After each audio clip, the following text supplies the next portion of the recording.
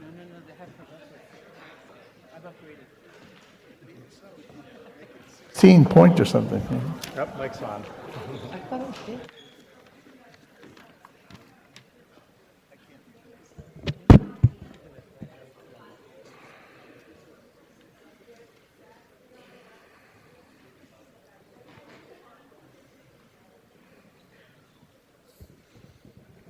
Good evening, everyone.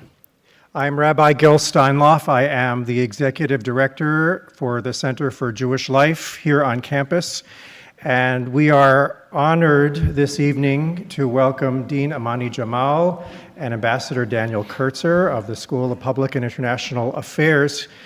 And we are also honored to be joining together with our partners in this event, with Chabad on campus, where we stand together in unity as a Jewish community in the face of this crisis, and with our other partners, including the School of Public and International Affairs, the Program in Judaic Studies, the Bope Center for Justice and Peace, as well as the Near Eastern Studies Department. And I also want to take this moment to honor and recognize my associate director at the CJL, Rabbi Ira Dunn, for all of his hard work in bringing this program together, as well as our hardworking staff in taking care of our students during this very, very difficult crisis that we are all going through at this time. You know, we find ourselves this evening at a moment where the passions and the rhetoric are raising the level of enmity and even violence in many places around the world, not just in the Israel-Gaza region. And this difficulty comes at a time when we are all still reeling from the atrocities committed by the terrorism of Hamas, by the taking of innocent hostages, men, women, and children into captivity by Hamas, and also in response to the loss of thousands of people who have died, Israeli, Palestinian, and others as a result of this conflict. And then with this rhetoric now rising up in our time, it is only making our anguish all the more painful. And it is in light of these troubling times that we at the CJL thought it was important to convene our two honored speakers this evening because they are recognized as world authorities on this region and on the issues pertinent to this crisis. So we're going to listen to their words and we're going to listen to their teachings. Dean Jamal, only last week, together with Dean Karen Yarchi-Milo, the dean of the Columbia School of International and Public Affairs, wrote a piece in the New York Times last week calling for raising the level of discourse.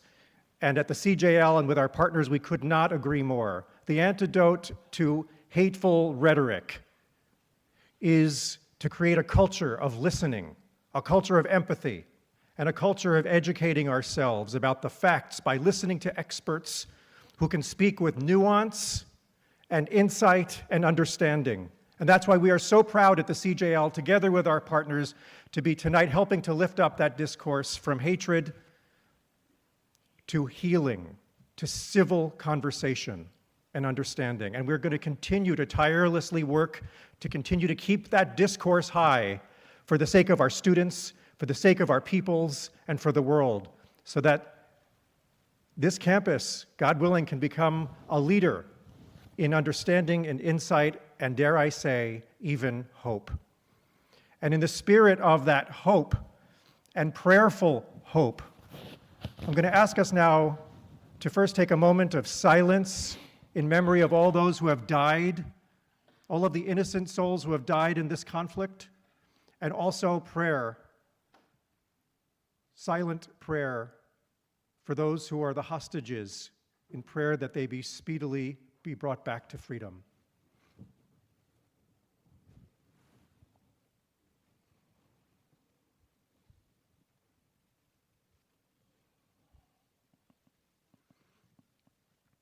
It's now my honor to introduce our speakers. Daniel C. Kurtzer is the S. Daniel Abraham Professor of Middle East Policy Studies at Princeton University's School of Public and International Affairs. During a 29-year career in the U.S. Foreign Service, Ambassador Kurtzer served as the United States Ambassador to Israel and as the United States Ambassador to Egypt. He was also a speechwriter and a member of the Secretary of State George P. Shultz's policy planning staff and served as Deputy Assistant Secretary for Near Eastern Affairs and as Principal Deputy Assistant Secretary for Intelligence and Research. Kurtzer was a member of the Middle East Peace Team for Security of State James A. Baker III and Secretary of State Warren Christopher. He played an instrumental role in formulating and executing American policy, in particular, helping to bring about the Madrid Peace Conference. Following that breakthrough, Kurtzer was named as the coordinator of the multilateral peace talks, served as the U.S. representative to the bilateral talks between U.S. and the Palestinians and between Israel and Syria, and chaired the U.S. delegation to the multilateral refugee negotiations. Amani A. Jamal is Dean of the Princeton School of Public and International Affairs and the Edward S. Sanford Professor of Politics and Professor of Politics and International Affairs at Princeton University. She is the former director of the Mamdouha S. Bopst Center for Peace and Justice. Jamal directs the workshop on Arab political development and the Bopst Center American University of Beirut Collaborative Initiative. Her book, Barriers to Democracy, which explores the role of civic associations in promoting democratic effects in the Arab world, won the 2008 American Political Science Best Book Award in the Comparative Democratization section. Her other books include Of Empires and Citizens and her co-edited volume, Arab Americans Before and After 9/11. Jamal's articles have appeared in the American Journal of Political Science, Journal of Politics, Comparative Political Studies, Journal of Conflict Resolution, Comparative Politics, Perspectives on Politics, International Migration Review, and other venues. Her article, Does Islam Play a Role in Anti-Immigrant Sentiment? An Experimental Approach in Social Science Research 2015 won the 2016 Lewis Worth Best Article Award, American Sociological Association International Migration Section. Please join me in warmly welcoming first Ambassador Kurtzer and then Dean Jamal to speak with us this evening.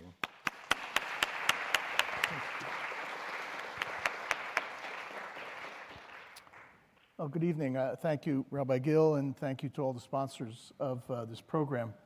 I want to start by saying that Dean Jamal and I have a relationship that goes back probably 15 years or more, in which we have encouraged this kind of dialogue on campus. We created an initiative called Conversations About Peace that tried to bring to the campus speakers representing divergent views, but whose commitment to peace would be evident even if they didn't share both tactics and strategy. And one of the great deliverables of that initiative was the fact that student groups on campus began talking to each other and not just shouting from across a divided campus. So we hope that these kinds of events, Dean Jamal has now sponsored 3 or 4. There's one tomorrow night also with Dr. Khalil Shikaki and Professor Shai Feldman. And we're going to continue to try to bring to campus, either in person or virtually, the kind of voices that can talk to us about the nature of the conflict. What I want to do for just a couple of minutes, and then Dean Jamal will speak, and then we'll have a little bit of a conversation, followed mainly by your questions and comments. What I want to do is talk a little bit about yesterday, today, and tomorrow.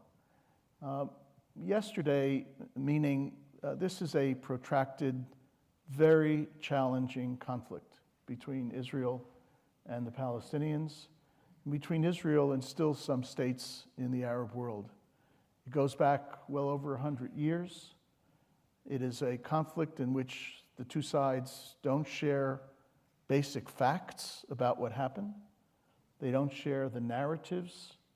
In fact, the narratives of the two sides, the Israelis and Palestinians, are so similar that they're contradictory. They take the same moments in history and look at them from a very different perspective. This has been a hard conflict to grapple with, a hard conflict to deal with, and because we don't yet have a solution, a hard conflict to resolve. And that's a context which we need to bear in mind as we look at the other yesterday. What happened on October 7th was different. I served as the United States ambassador in Israel during the Second Palestinian Uprising, the Intifada. in which there was terrorism every 3 or 4 days.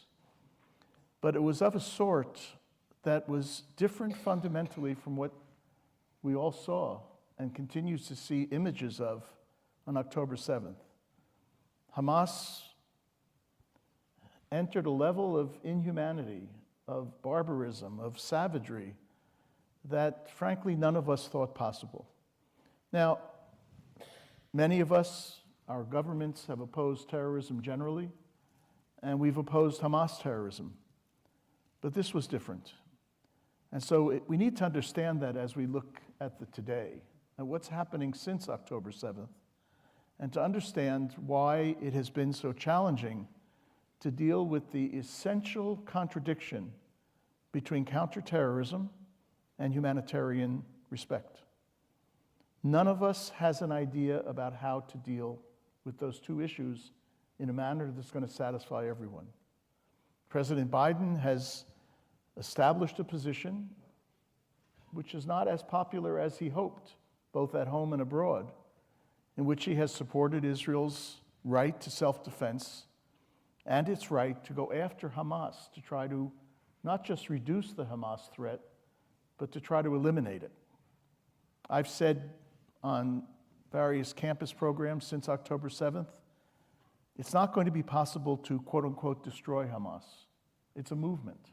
It's a religious movement. It has some extreme views, and it's engaged in extreme acts of terrorism. But Israel is seeking to minimize Hamas's capability of ever doing again what it did on October 7th. The problem is that Hamas has been using the Palestinian population in Gaza as human shields. We know that from many years ago, not just from the last 4 weeks. I served in Israel before I was ambassador in the 1980s, and we saw even then the degree to which there was this intermingling of those who were out to do terrorism with the population, and that was designed to try to prevent the counter-terrorist, in this case, the State of Israel, from going after the terrorist group. Now, what's happening to the civilian population in Gaza is horrible. And all of us, we're struck to the depths of our soul at the way innocent people are suffering and dying. And we see these images on television every night. But no one has an answer to the dilemma. And that dilemma is going to be with us for a period ahead. And then we talk about tomorrow. The talk about tomorrow mainly focuses in 2 areas. Number one, should there be something of a humanitarian pause, or even more ambitiously, a ceasefire? And then what happens the day after? Because there will be a day after. At some point, the fighting will come to an end. The damage will have been done. People will bury their families. They will mourn. They'll start turning to rebuilding their lives and reconstructing their lives, both inside Gaza and in the communities outside Gaza in Israel that were destroyed on October 7th.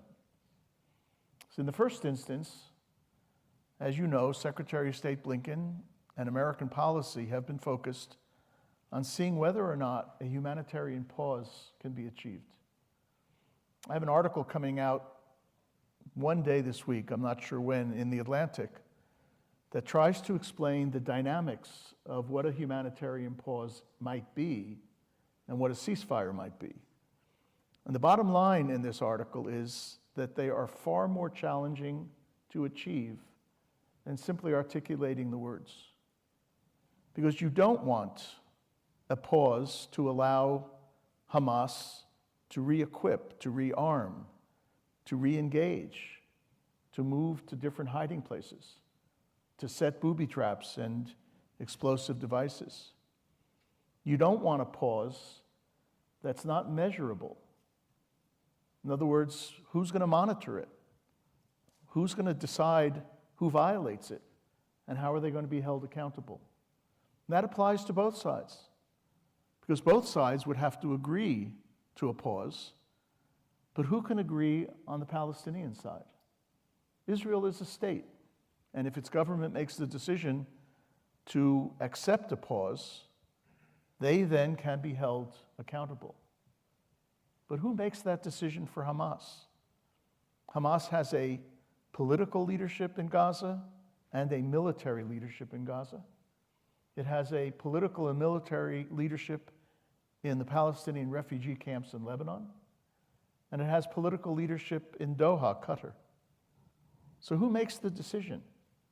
And who is then held accountable if the Hamas side violates the truce or the pause? And is Hamas the only combatant?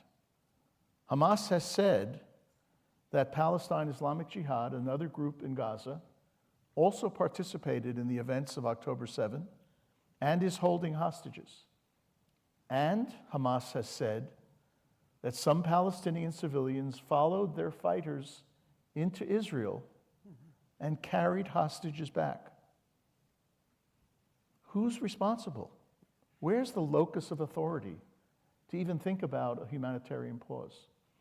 And if we can't develop humanitarian pause, we will continue to see extraordinary suffering on the part of innocent people who are trying to get out of harm's way, but in some cases are being blocked by Hamas, who are being denied basic needs. They can't get access to regular supplies of food and water and fuel and medicines. And so on the one hand, you want a pause to work. On the other hand, it is very, very hard to make it work. But the second aspect of tomorrow goes back to the yesterday. What happens if on the day after the guns fall silent, all we have is a reversion to the status quo ante? A lot of money gets spent rebuilding houses and providing for social welfare and humanitarian requirements and so forth. And a lot of effort goes into constructing a governance structure that can provide for the Palestinian people, provide for the security of Palestinians, but also take responsibility for assuring that there won't be cross-border operations. If that's all we do, then we're going to be back in this auditorium or in Makash 10 or someplace else in a few years, and we'll be talking about the next Israel war with some resistance group coming out of Gaza, call it the son of Hamas, that will see the basic nature of this conflict requiring it, in its view, to attack Israel. Which means that the goal for all of us when these guns fall silent is not only to give Palestinians a chance to live again, to give Israelis who have been uprooted from their homes and whose psychological trauma is as deep and as long-lasting as that of Palestinian civilians, the chance to rebuild their lives and their communities. But we have to focus on how we get at the essential nature of this conflict. That's the challenge, I think. Amani. Thank you so much, Dan.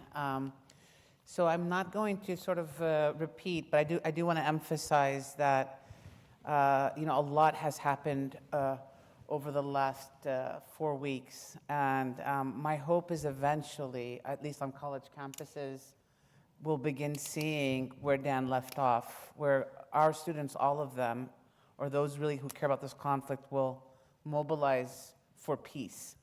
Because there was a time when I was very young, as many of you know, I grew up on the West Bank, and it was people your age, the youth, and people were at a point where they weren't claiming identity, they were claiming their commitment to peace, and that united a lot of people, and we remember this.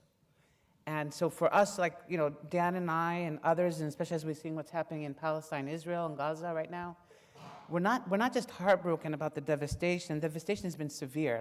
We've never seen anything like this on the Israeli side. What we're seeing in Gaza right now, we've never seen anything like it either.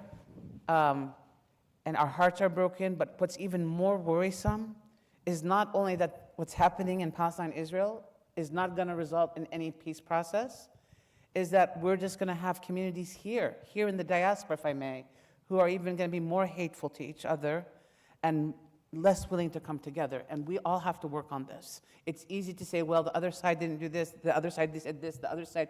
We're hearing a lot of this. At some point, I'm hoping that we can be a model campus in the United States where we're going to be sitting in front of Nassau or in front of SPIA or wherever it is, and we're going to have a pro-peace rally that brings us all together. I'm always an optimist, but hopefully we can make this happen. But I do want to talk about what's happening. You know, typically when Dan and I used to do these talks before I became dean, you know, I would sort of be like the resident scholar who sort of reflected on what's happening on the Palestinian side. And if you allow me to do that, I'd like to talk a little bit what's happening in Gaza and why I'm increasingly more depressed today than I've ever been. It's not simply about the humanitarian suffering that's happening in Gaza. It's for a lot of the reasons that Dan pointed out. And just reading Haaretz yesterday and reading the New York Times, both Haaretz and the New York Times are saying, despite all the bombing that's happened in Gaza, and there's been a lot of bombing. There's been a lot of bombing in Gaza. Estimates are saying that the amount of TNT being dropped on Gaza is in 1 week was more than the bombs dropped in Afghanistan for a whole year. If you look at the geography of Gaza, you're dealing with, 141 square miles? Afghanistan is, 250,000 square miles. So can you imagine what's happening in Gaza right now? And yes, I know that there is an objective to root out Hamas, but both Haaretz and New York Times have basically reported that they don't believe, after 4 weeks of bombing, that Hamas has been considerably weakened. It seems that its command structure, its military structure is fully in control. Why is this devastating? Not only for me as a Palestinian, but for everybody in this audience, is that we've already had 10,000 deaths in Gaza. 40% of them are women and children. 50% of the civilian infrastructure, homes have been destroyed, and Hamas is still in control. I am worried now. What does this mean? How much more bombing can we bomb Gaza? How many more civilians have to lose life? In the Arab media yesterday or the day before, it was reported that Ismail Haniyeh is calling for Egypt to open the border to allow Gazans to flee. It didn't get a lot of attention in the US media. I'm not sure. I went and verified today that many different news sources are reporting it's accurate. But if Hamas is now asking Egypt to open the border, it means that they probably are thinking about a day after where they don't want to be held accountable for these civilian deaths. And the atrocities, honestly, when you're seeing these children over and over in these pictures. And, you know, when I majored in college as a student of political science, I'm not like a military expert or an oil expert. Those are two things I didn't want to study, even though I work on the Middle East. But what is being reported is that people will say that there's no other choice than to see this bombing in Gaza. The truth is, what I've been reading, at least in Haaretz, and even Haaretz and the New York Times, is that there are calls on Israel to make sure it tries to minimize the civilian casualties by dropping bombs with lesser or lower levels of TNT, and maybe rely a little bit more on the special operations to get at the tunnels and to try to spare some of these civilians. In the end of the day, the civilians in Gaza need to be spared. There has to be some concerted effort. And I'm not even worth thinking that as much as we'd like to see humanitarian pauses, what I think we need to see is a humanitarian zone right now in Gaza, or something to shelter these people, because if Hamas is as durable as the media is reporting, which is shocking, quite honestly. I mean, again, and again, I don't study terrorism, but then if we've already had 10,000 casualties, how many is it going to be enough until the world sort of says, okay, you know, we can't really tolerate this enough and more? Are we going to see 20,000, 30,000, 40,000? These are staggering numbers. So if you're talking in terms of percentage of the population, when is enough? And then what is the solution, right? You know, how can we isolate Hamas?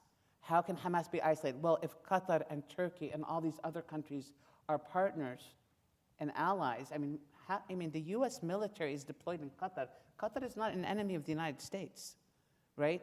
We have over 100,000 troops in Qatar, right? It's time that maybe we use other alternatives to get Hamas to either cease, lay down its weapons, or modify its doctrine, because I'm really worried about what's going to happen in Gaza.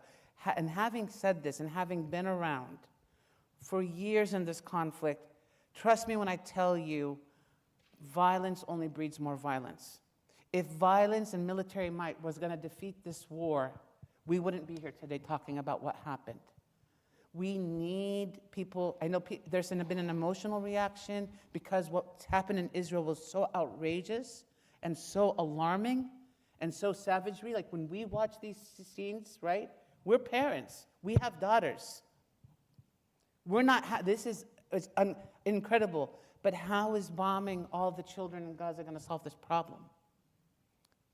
And so I'm not now, my dean hat's not on. I'm talking as a parent and a citizen of this world. I'm really worried about where this is going because we're going to see so much more death and devastation and destruction. And Hamas might just reinvent itself. I heard in this last trip that Blinken was giving advice to Israel on how to better target its targeting of Hamas, so to minimize civilian casualties. I don't know if that's found a receptive audience. Part of me is also worried that the Netanyahu government is a bit humiliated by what happened. A lot of this is retaliation to sort of claim his standing. Dan has called for Bibi to resign several times now. Others have. He's still in power. People are protesting in Tel Aviv as we talk. This is not a Palestinian stance. I want everybody to know that, Israelis in Israel are also protesting. And so this is not Jewish, Muslim, Palestinian, Israeli. I just want people to know this is peace. And I know there needed to be some retaliation against Hamas, but these children who are dying are not going to be the solution here. So that's sort of my remarks. I would love to see, and I've said this for many years, I'd love to see the same demonstrations that are taking place in Israel against Israeli policy take place in Gaza City and Beit Hanun and in Gaza against Hamas. The people of Palestine are not being served well by Hamas. And the fact that they are in some ways equally hostage, as are the 230 or 40 hostages now, suggests that this is a far deeper problem than simply asking Hamas to change its stripes or to lay down its arms. If there was an iota of possibility that Hamas would do that, that's what everybody would be pursuing. But, they have a charter, they have a covenant, they adhere to it, they revised it but didn't change it, calls for the destruction of the state of Israel. Maybe they want to change that charter. Maybe they want to send a signal that they're ready to enter into a political process. Maybe they're ready to do what the PLO did in 1982 to spare the people of Beirut, Lebanon, the horror of war. The PLO moved to Tunisia. It didn't mean that they were exiled forever. In fact, 11 years later, they entered into an agreement with Israel for mutual recognition called the Oslo Agreement. Maybe Hamas ought to take a time out and go elsewhere and figure out what it really wants. Does it really want to destroy the state of Israel? Or is it prepared to be a political faction within Palestinian society that promotes its brand of Islam, that promotes its views about what a settlement should look like? Or does it want to take this conflict to a kind of winner-take-all, a zero-sum game? It's not simple, and I think that's one of the messages that I was trying to convey in my opening remarks. I don't think Secretary Blinken was offering military advice. It would be like us offering military advice. But we did send General McKenzie, the former head of our Central Command, who fought in Iraqi cities Yeah, yeah. and who knows the danger of urban warfare, not just to the civilian population, but also to the combatants. So I think there is advice being given to Israel. I think the Israelis have pursued an objective on the ground of encircling Gaza, as we're now reading about Gaza City, as we're now reading about in the paper, in order to start putting pressure on Hamas, on the tunnels. They've established a humanitarian corridor to allow those who are able to leave without pressure from Hamas to leave, to go south. And they've agreed with Egypt on the modalities for bringing in increasing number of humanitarian trucks and other kinds of supplies.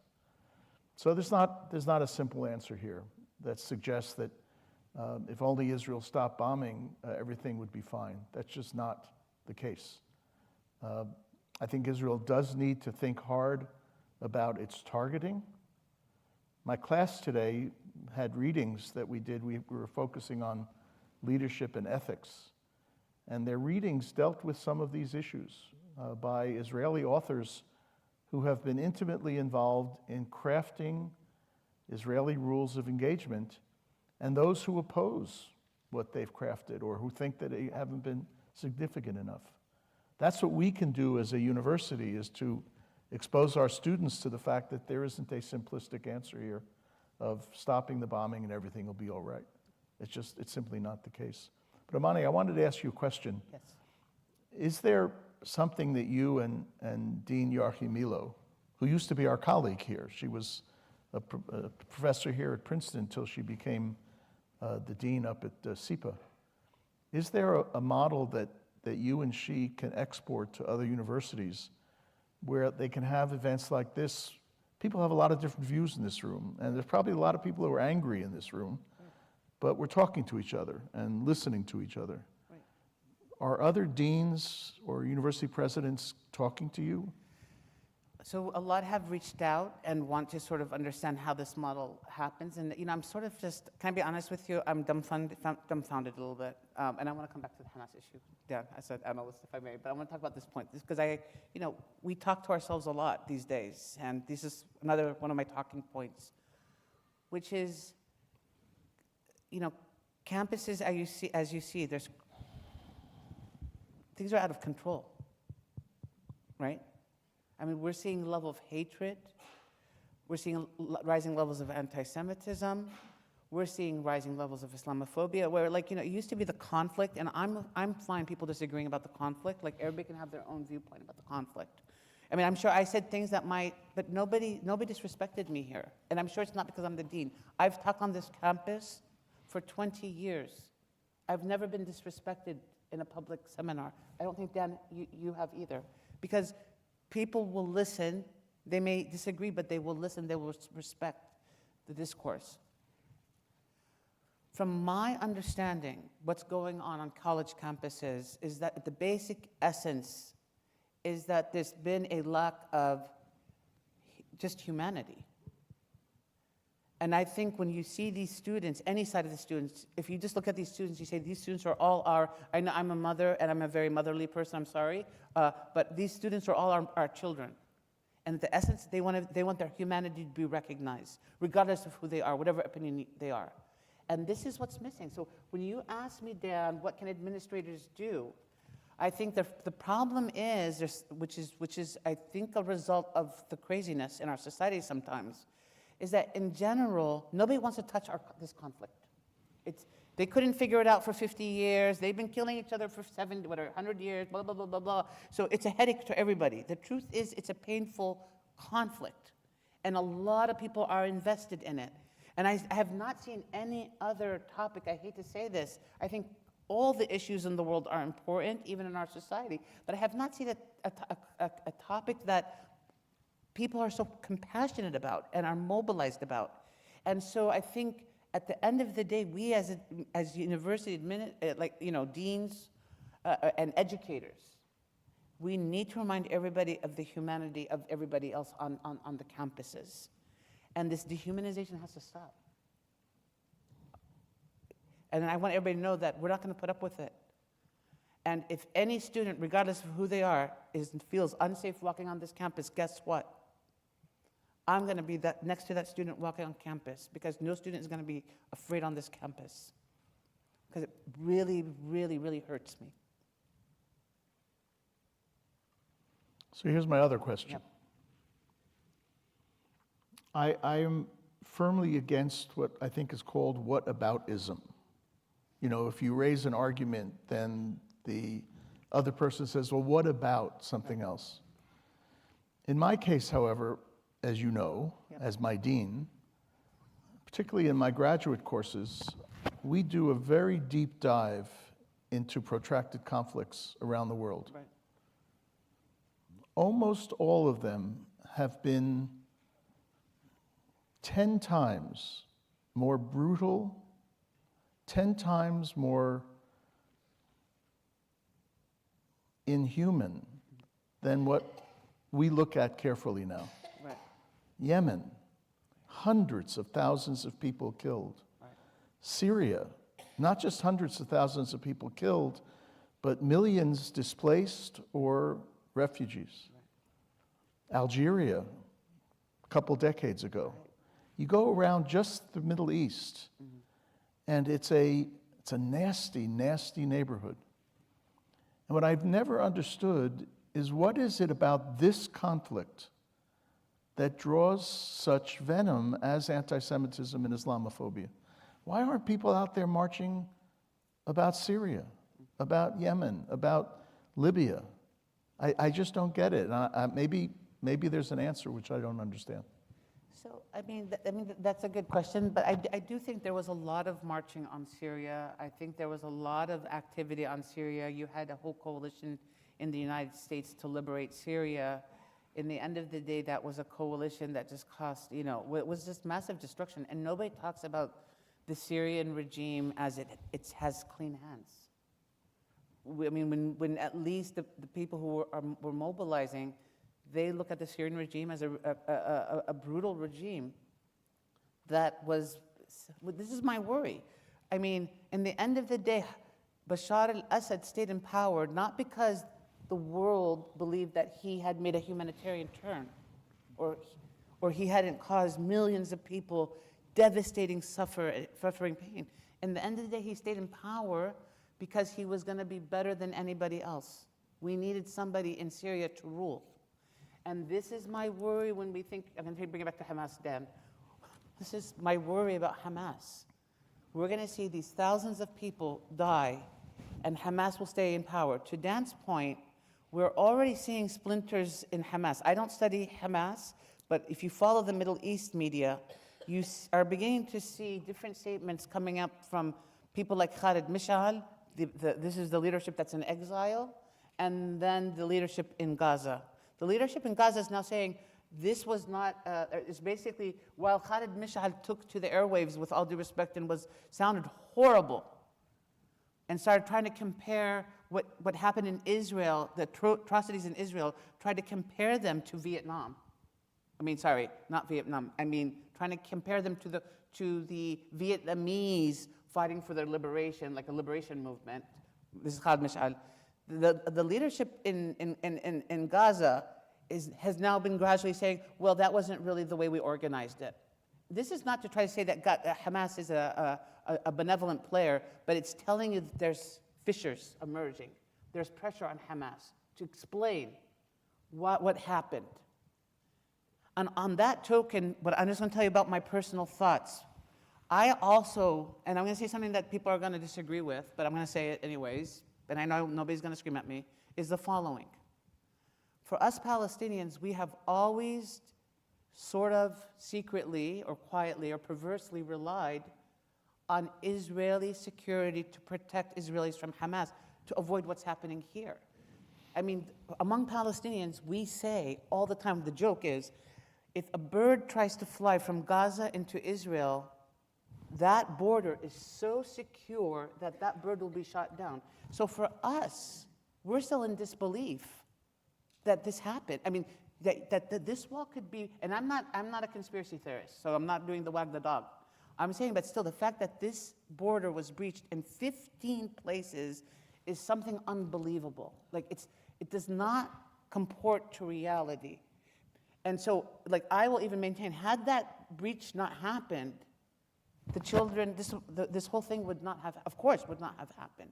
So, you know, this is, why is this important to point out?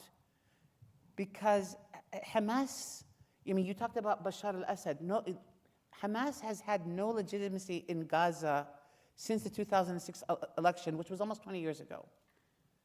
Our polling shows that about only 67% of Gazans said they had no or little trust in Hamas as of the first week of October.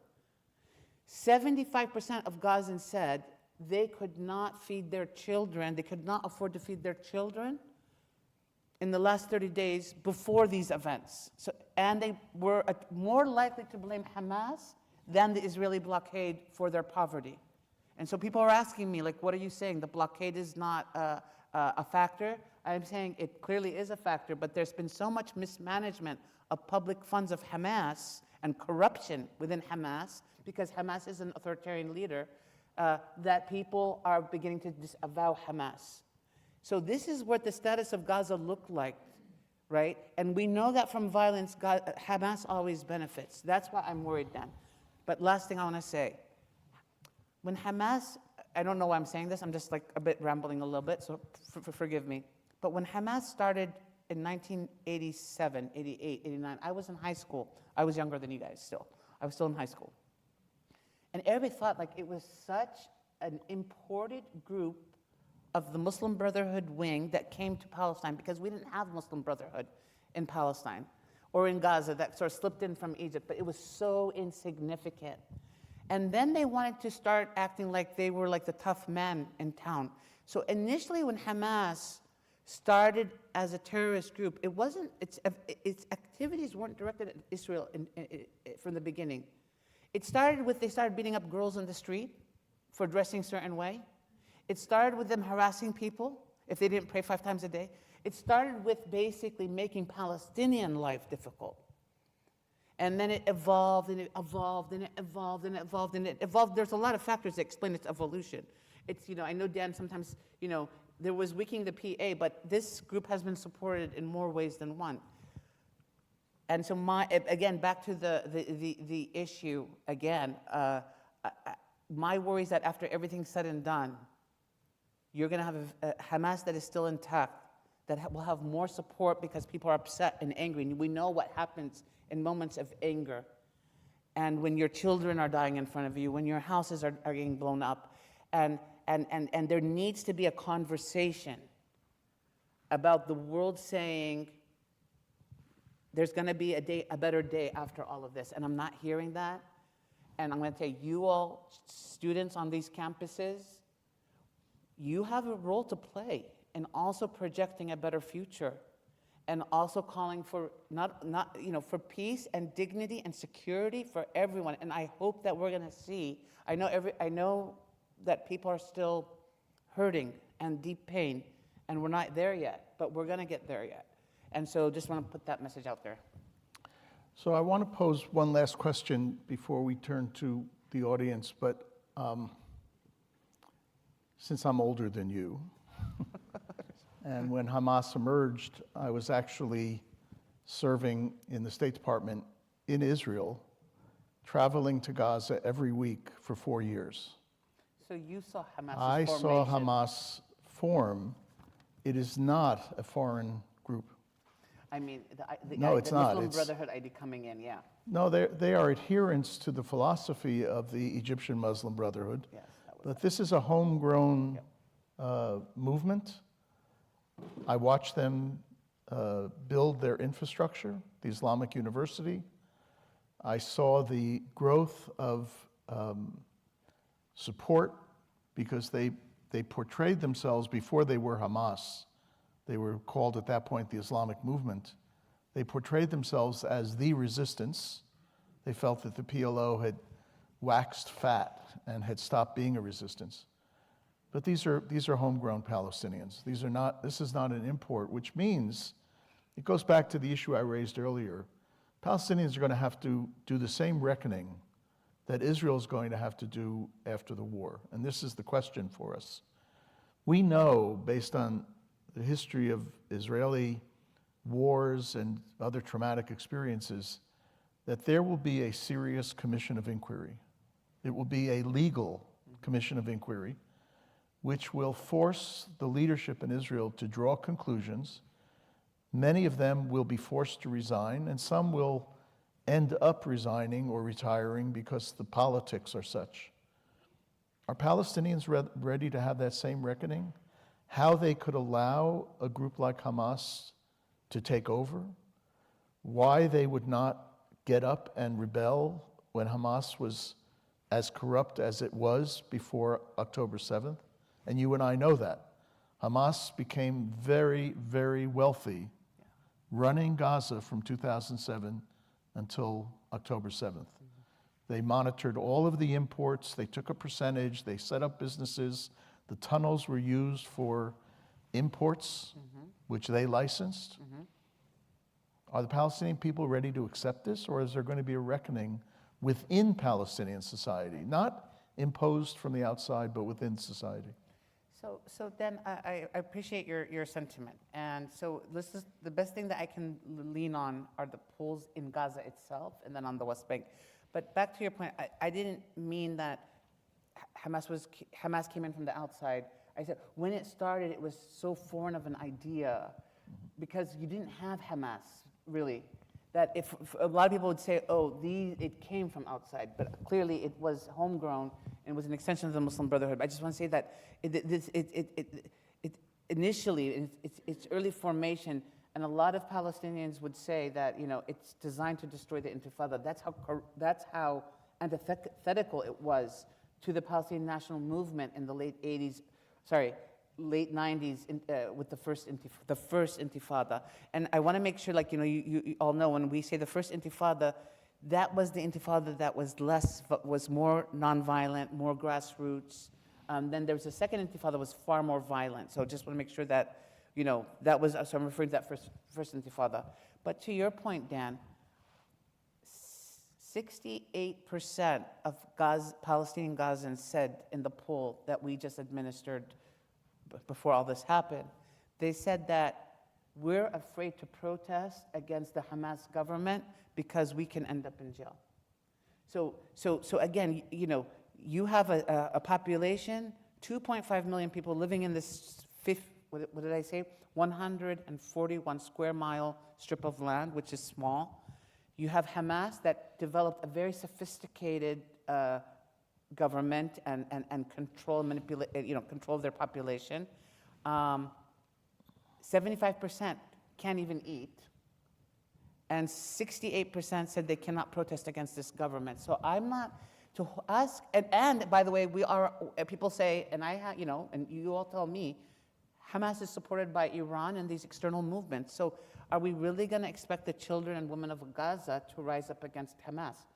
I think there should be an equivalent commission of inquiry on Gaza and Hamas, hopefully led by the Palestinian Authority.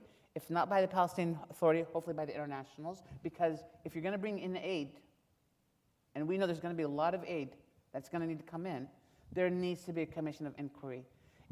There needs to be a commission of inquiry because what Hamas has done to its own people, if we can say that, is extremely irresponsible. If that's just even it's atrocious. Because you knew you were going to invite a retaliation no matter what happened. So there needs to be a commission of inquiry. It can't go back to business as usual. It can't go back to, with all due respect, Arab countries saying, this is going to be okay. But my worry, again, Dan, can I be honest with you? And this is where the world, our closest allies are also friends with countries that have influence in this space, meaning the U.S. allies. And my hope is that this influence can be used to make sure that there is some kind of commission of inquiry that will bring these citizens some aura of justice in Gaza, because they have been victimized by, with all due respect, this is by the Israeli blockade, by the rule of Hamas for decades, while they're using all their money to build tunnels and put weapons in there, and they're starving. And now this is what's happening now. And so if this goes back to politics as usual, it will be devastating, Dan. So I gather there will be microphones that will magically appear for those who want to ask a question. And we'll start with students. So if you're not a student, hold on. Can we ask that we ask questions and avoid making statements? Thank you. Thank you both for speaking. Dean Jamal, you just mentioned the Palestinian Authority. Do you think that the Palestinian Authority has enough legitimacy among the Palestinian population that it could have any role in such an inquiry, or would it be seen as just as external? And on that point, do you think any sort of peace process that sees the PA as governing an independent Palestinian state is worth having? So thank you so much for your question. It's a very important one. Unfortunately, the PA under the existing leadership has very little legitimacy. So again, we have not had elections in Palestine since 2006. Mahmoud Abbas and the PA don't enjoy a lot of legitimacy. It's probably even more corrupt than Hamas. So this has been a problem internally. It's become more authoritarian. It limits speech. It was so. I was in Ramallah 18 months ago. Sorry, when I get stressed out, I laugh. But somebody came into a store and said something really bad about Mahmoud Abbas. Literally within 5 minutes, the police came in front of me and arrested him. It's just really remarkable. So their intelligence is so sophisticated that they know what's happening. People are saying to each other in stores. So this is a problem. Having said that, I do believe that if there were elections, that even within Fatah, even within the technocratic elite that you have on the ground, we have leaders that are capable. Even, to your point, it's not written off. I do believe that with the right support, with the right formula, with the right expectations, you can have a responsible leadership on the West Bank that can hopefully be the partner that we need in a peace process. But, I've sort of outlined what the PA has done domestically. The truth is also the fact that the peace process never moved forward. And it's not that it didn't only move forward because Mahmoud Abbas or Yasser Arafat or the PA were corrupt. The fact of the matter is that people also began to see in their daily lives the expansion of settlements on the West Bank. The fact that the land shrunk during this sort of the architecture of peace. This legitimated the PA because the PA did not exist before Oslo. The PA was created as part of Oslo to lead the Palestinians to a two-state solution. So as the realities on the ground in the West Bank also shifted, Palestinians began to blame the PA for this because the PA increasingly now is seen as the military, the security arm, an extension of the security arm of the Israelis on the West Bank. They're there to keep their own citizens compliant. And so this is also if you want that PA to have a little bit of aura of legitimacy, we need to get back to a serious peace process, serious peace talks. I want to say one more thing, and I've said this in my interview recently. This idea that we've tried peace and it didn't work, I'm really sick and tired. Sorry, I'm being very emotional, but I'm really sick and tired of hearing that. Because the truth is, and Dan can also talk about this, there was great progress made on the peace process back in the day. Yes, it didn't result with what we wanted to see as an outcome, but when and the talk tomorrow, please, if you can watch it, or it's going to be on Zoom. But Shai Feldman and Khalil Shikaki were both in the bilateral track 2 negotiations. These were the people negotiating always behind the scenes to sort of reconcile the disputed items. So when we talk about the failure of the peace process, I just want you to know that according to my understanding, and I've talked a lot about people who were in the track 2, and Dan is the expert, so I'll defer to him. But my understanding is that a lot of progress was made on the track 2. Issues of right of return, more or less, was settled in those track 2 negotiations. Issues of land swaps on where those settlements would be, a lot of progress was made on those talks. issues of water, security, health, import, exports, economy, a lot of progress was made. I think one of the areas where not enough progress was made, and Dan's the expert, was Jerusalem. That proved to be a very difficult one. But even then, the PA was showing some indication that it would accept Abu Dis, an adjacent city, as the symbolic capital, so long as access to Jerusalem was guaranteed. But Dan knows much more about this. I'm going to defer to him. This is all secondhand. But when people say the peace process failed, it failed because our political leadership didn't take the courageous steps to go forward one more step. It doesn't mean, though, 20 years later, we have not been able to get back to the table. It's like whoever said the peace process is one opportunity, you take it or leave it, and we're never going to come back to it. So this is why you all are so important. You are going to be the younger generation. Dan and I are not going to be around like inshallah, healthy life. Well, Inshallah.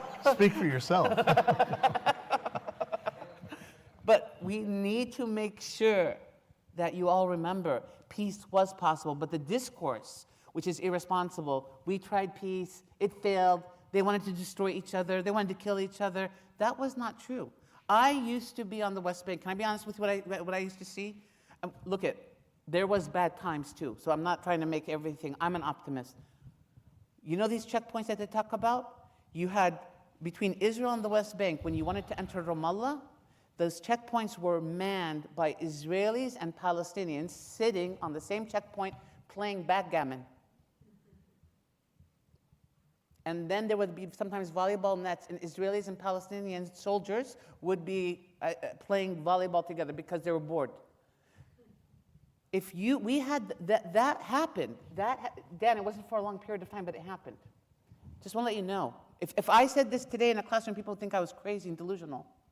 We saw it with our own eyes. That's why I want you all to know that it was possible, it is possible. Don't give up hope. Yeah. I'll be shorter, my responses too, sorry. So here, and then, all right, so Ira, Hi. next after this. Yeah. So you talked about how going back to politics as usual is not a possible option, and clearly, like 70 years of policies have failed. And I'm curious if there are areas of hope or groups that you see as researching or working towards potential policy that could change the situation exist, or yeah, I guess where you see hope So should we take another for one? after Dan? the war. Well, let me Yes, let me deal sorry. with this. There are several efforts underway. They basically been put on hold since October 7th to examine whether or not there are alternatives that we have not examined until now to get to a peace between Israel and Palestine. I'm involved in one with the U.S. Institute of Peace. We're looking at various models of confederation between Israel and Palestine, between Palestine and Jordan, among Israel, Palestine, and Jordan. In other words, a variety of mechanisms that might work. There's a book out that we did a panel here maybe 6 or 8 months ago, which is called The One-State Reality. Is it possible that Israelis and Palestinians would agree under certain circumstances of living in one state with equal rights? There are possibilities of 3 states. Years ago, people talked about Gaza as the Singapore of the Middle East, that it would be a kind of island of growth and development. I know we laugh at it now, given what we see in Gaza, but my point is that there are many, many efforts to develop ideas of how to move forward. My graduate students a few years ago did a study, what are the alternatives to a 2-state solution? They told me at the beginning of the semester that they were going to prove that there were alternatives, and at the end of the semester they said, we failed, because the 2 sides will need some period of separation into 2 independent somethings, a state of Israel and presumably a state of Palestine, and then they can decide how they interact, okay?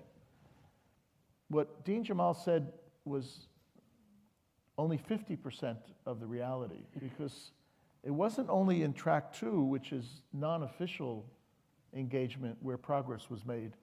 Substantial progress was made in track 1, in the official negotiations. If you look at the amount of time that Israelis and Palestinians actually sat together in formal negotiations, it's minuscule. You go back to what preceded Good Friday Agreement in Northern Ireland, you're talking 30 or 40 years of intensive negotiations until they finally found a formula. Here, we've had 30 years of intermittent negotiations. And even in the intermittent negotiations, progress was made on refugees, progress was made on the territorial issue, a lot of progress was made on security, and progress was made on Jerusalem. A track 2 effort on Jerusalem, in which I participated with Canadian former diplomats, developed ideas that were accepted by Prime Minister Olmert, and he inserted them into the negotiations in 2008. So a lot of progress has been made. We just haven't figured out the formula to put it all together. And frankly, we haven't had the leadership in Israel, Palestine, or in Washington to take the hard decisions that don't come easy. And I'll just share one other thought with you. A blessing in my career and a curse was that I worked for an administration in 1988 to 1992 that knew how to do this. The George H.W. Bush administration, Secretary of State James Baker knew how to do this. And we were dealing with leaders who were, I would say, at least as difficult as what you have now, if not more so. Yitzhak Shamir was much, much tougher than Benjamin Netanyahu. Hafez al-Assad was much tougher than anybody on the scene now. And yet, determined American diplomacy, in a context which was conducive to diplomacy, ended up bringing them to a Madrid peace conference, which broke a number of taboos. So it comes down to leadership, which is what we're studying this semester, leadership in protracted conflicts. And it comes down to putting together that progress which we have been able to see into a form and a process that would get us to the finish line. And I think it's possible, and I've never been known to be naive, frankly. Okay, we have a question right here. So before I ask my question, or before you answer my question, I also want to ask what you're referring to when you say track 2, because maybe I'm ignorant, but I don't know what that is. So track 1 is official negotiations between governments. There are 8 or 9 tracks of negotiations that take place between non-officials that are designed to correspond to what's going on, but the participants can think more broadly than those who are under instructions. So in track 2, you might have former ambassadors who know the issue, who keep in touch with their governments, and they can think out loud. They're not constrained by the policies of their government. The governments don't have to accept what they've done, but maybe they come up with ideas or solutions that governments have not been able to find. Okay, got it, thank you. Okay, and my real question is, so you mentioned that, we're sitting in this room talking and probably not everyone agrees, but, when I walked into the room and I looked around, I saw almost everyone that I recognized from the Center for Jewish Life. Everyone here, I almost know everyone here who's Jewish, and which makes sense. It's an event hosted by the Center for Jewish Life. And I also went to the Students for Justice in Palestine teach-in. And when I looked around the room there, almost everyone was Arab and Muslim, which also makes sense. It's hosted by Students for Justice in Palestine. And you mentioned that there's these 2 parallel narratives that just are completely don't see eye to eye. And I just feel like, how do you said you want to be a beacon for a pro-peace rally, but I just have not seen anything like that at all. Here, everyone here is Jewish. At the SJP one, everyone was Arab and Palestinian. And I understand that it's really hard to go to spaces and have these conversations when these certain organizations have like a pre-qualifier that people don't want to work with. Like, no pro-Palestinian will want to work with the CJL because they're Zionists. No person from the CJL will want to go to a Students for Justice in Palestine teaching because they're anti-Zionist. But like, how do you get past these labels to actually be having conversations with people in a civilized way and not have it just be like echo chambers of, talking to a room full of similar I'll let Dean people? Jamal answer the question, but not everybody in the room is Jewish. Okay? Oh, well, yeah. Go ahead. But I guess most of the people in the audience. So this is, so Dan and I have been on this campus for many years, as we've said. This is something that we noticed was happening before this conflict, that there was this, we weren't seeing a lot of, even when we hold events, we were seeing maybe less sort of representation from various groups. And we noticed that this is an issue. As we think about this, right? As we think about this, it's not going to be. I think it's a problem. I don't have concrete things to say about it. Like, it's something that, of course, is disappointing. But I also, right now, also don't want to. I know if there was a sort of like a Palestinian event, that I think a lot of people wouldn't want to attend that right now. If this is seen as a CJL event, a lot of people don't want to attend that. So it's not. We're not in a fine moment right now. I think at some point, the way we're going to try it, maybe, I hope, I don't know. I don't know what Dan thinks. If we can sort of say we're going to host something that's going to be in neutral territory, kind of like we're negotiating, and we bring everybody, the negotiators, to a neutral area, and we're just going to hold a peace rally. People won't feel like it's grounded in this or it's grounded in that. We need to come together. In the end of the day, we are all against the massacring of individuals, and that's what's going to bring us together. And so we just got to figure out how to get there as a campus. Let me add one point. This morning, for 2 hours, I sat on a Zoom, participated in a Zoom with credible Israelis and credible Palestinians who were ready to talk to each other. It was hard to get them on the same Zoom. We did this, Princeton did it with the U.S. Institute of Peace, and they came. And we're going to continue this effort to get people. I mean, college campuses are important, but the conflict is out there. So the fact that we've now gotten, and there are other efforts like this, but I can only talk to the one that we're involved in. The fact that we've gotten, and I use the word credible, these were not, kind of peace now people on both sides. These were people who didn't like what happened on October 7th and don't like what happened since October 7th. And there was some venting, and there was some anger, and there's some anguish. But we got them talking to each other. So, if we got them talking to each other, our challenge now is to get us talking to each other on the campus. Maybe a little bit tougher because we are 6,000 miles away, but it's a challenge that we're ready to take up. We're going to take, I think, we're going to take 5 minutes and 2 more questions. Hi, thank you for both of your talks, firstly. So I just wanted to talk, you guys had both put stress on having peaceful conversations, which usually implies a level of equality.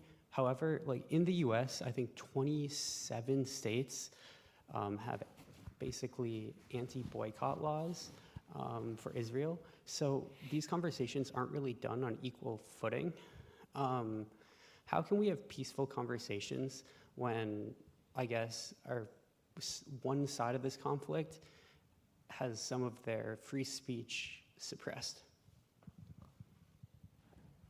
I don't know why we have anti-boycott laws against anybody. There shouldn't be anti-boycott laws because there shouldn't be discrimination. The further people are away geographically from this conflict, the more radical and extreme they become. And I think that's part of our problem. So I don't see that as a barrier to trying to create venues where we can talk to each other. I'd be happy to go to a meeting of Students for Justice for Palestine, and I don't agree with them. I think much of what they're viewpoints expressed are they're not fair. As I would be happy to go to a Zionist Organization of America meeting, and their viewpoints are not necessarily fair. The point is, what can we do 6,000 miles away in a university setting that could actually help the folks on the ground who are right now killing each other and dying try to make peace? So if we set up these barriers, whether it's a BDS campaign or an anti-boycott campaign, they are all counterproductive in my view. And I don't understand them from a population that I think generally agrees that it would be good to have peace. And I don't say that, as a kind of a flower child. The point is, we have to start talking to each other. And I mentioned the meeting this morning, and we're going to have more of them, because if we can get the Israelis and Palestinians talking again to each other, I think over the last 3 weeks they would not have come to such a meeting. But they're now, at least this group of, I think there were 16 or 18 people on this call, they're now starting to realize, all right, we've had it. We've gone at each other, and now we have to get back to talking and figuring out how to fix problems, not to exacerbate them.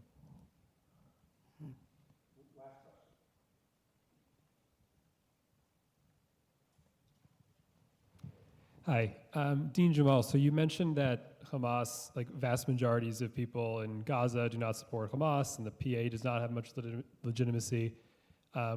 Based on your polls or other information, do you know if there are any entities in Palestinian society who you think do have the legitimacy to sort of lead these commissions of inquiry or potentially take over Gaza after?